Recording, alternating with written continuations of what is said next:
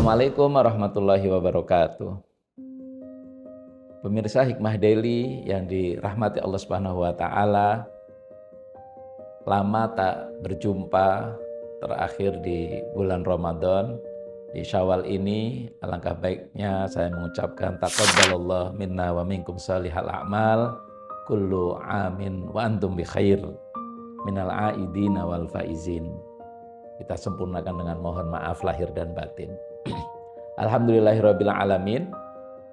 Sudah masuk pertengahan Syawal dari madrasah Ramadan yang kita lalui bersama, berbagai amal ibadah.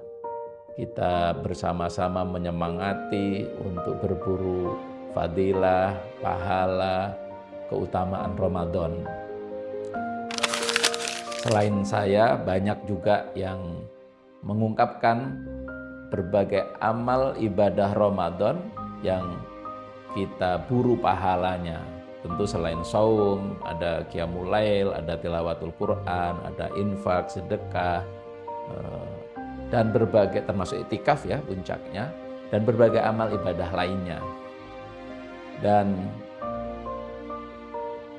di antara tanda-tanda orang yang mendapatkan kebaikan dalam momen-momen yang luar biasa adalah saat dia bisa konsisten, bisa istiqomah, bisa menjaga kebaikan ini. Kalaulah baginda Rasul Muhammad SAW mengungkapkan khairul a'mali adwamuha wa in qalla, bahwa sebaik-baik amal adalah yang paling langgeng walaupun sedikit. Ini bisa difahami apalagi kalau banyak. Jika amal yang sedikit kemudian bisa dimudawamah, bisa dilanggengkan, itu saja masuk khairul amal, apalagi amalan-amalan yang memang fadilah, pahalanya luar biasa, terlebih memang itu yang digesa selama bulan suci Ramadan. Maka memasuki bulan Syawal, saya mengingatkan diri saya untuk menjaga berbagai kebaikan yang sudah coba kita menguatkan diri, membiasakan selama madrasah Ramadan. Mudah-mudahan memasuki bulan Syawal, berbagai kebaikan, apalagi yang secara spesifik dihimbau oleh baginda Rasulullah Muhammad SAW untuk juga diteruskan. Yang paling highlight dari sekian amal ibadah Ramadan, kemudian di Syawal ini untuk dijaga, adalah sabda baginda Rasulullah Muhammad SAW dalam sebuah hadis sahih. Beliau mengungkapkan, man shoma Ramadan wa atba'ahu sittan min Syawal kana ka siyamid dahr atau kama qala, bahwa barang siapa berpuasa Ramadan kemudian menyertai puasa Ramadan itu dengan 6 hari puasa di bulan Syawal, maka dia seperti berpuasa sepanjang hayat, sepanjang masa. Jika itu dilakukan, nah dalam sebuah riwayat lain kasiyami sanah, seperti puasa 1 tahun. Tapi secara umum ulama menjelaskan kalkulasinya kalau Ramadan itu dia ratanya adalah 30, kemudian setiap kebaikan dilipat gandakan menjadi 10, ditambah 6-nya dilipatkan ke 10 menjadi 360, itulah kurang lebih jumlah hari dalam setahun. Kalau itu dilakukan, Ramadannya utuh, kemudian 6 hari Syawalnya juga selalu dilakukan, wajar dia seperti puasa seumur hidupnya. Bisa dirasakan keutamaan puasa 6 hari Syawal seperti yang dijelaskan oleh para ulama dari sabda baginda Rasulullah Muhammad SAW. Pertanyaannya, hari ini sudah masuk pertengahan Syawal, ya kurang lebih 10 hari masih tersisa. Apakah kita termasuk yang ikut menghidupkan saum sunnah 6 hari Syawal ini? Jika yang sudah selesai, alal khair wan nikmah, alhamdulillah.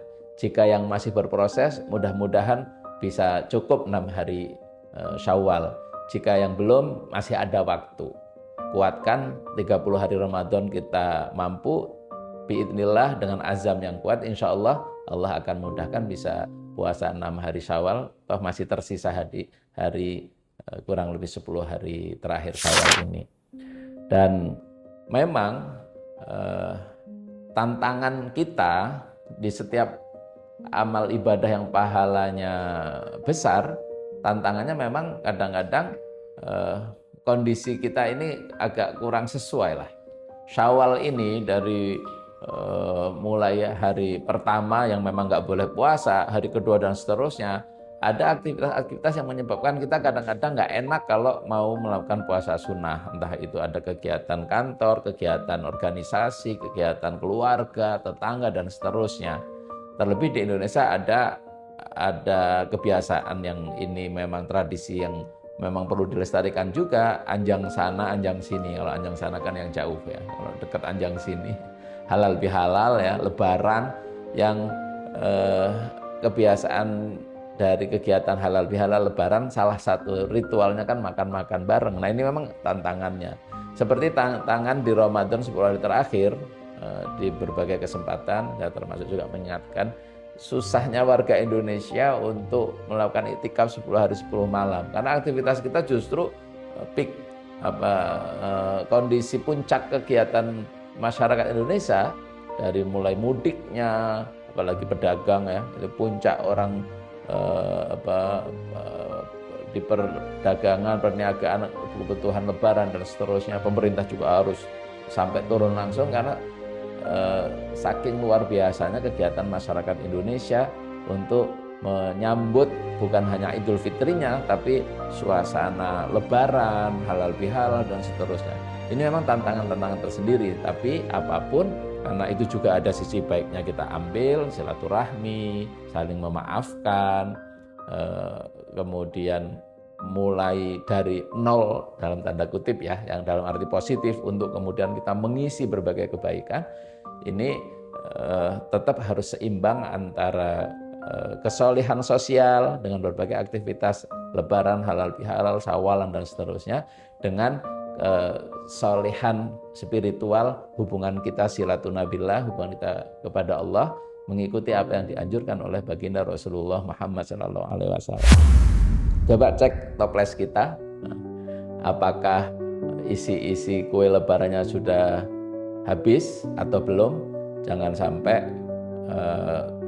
toples-toples kue lebaran yang memang untuk bulan Syawal ini habis, ternyata kita belum memulai puasa Syawal. Nah, mudah-mudahan isi toples itu mengingatkan kita bahwa ada 6 hari yang seyogianya kita gunakan kesempatan itu untuk bisa berpuasa sunnah Syawal. Wallahul muwaffiq ila aqwamit thoriq. Wassalamualaikum warahmatullahi wabarakatuh.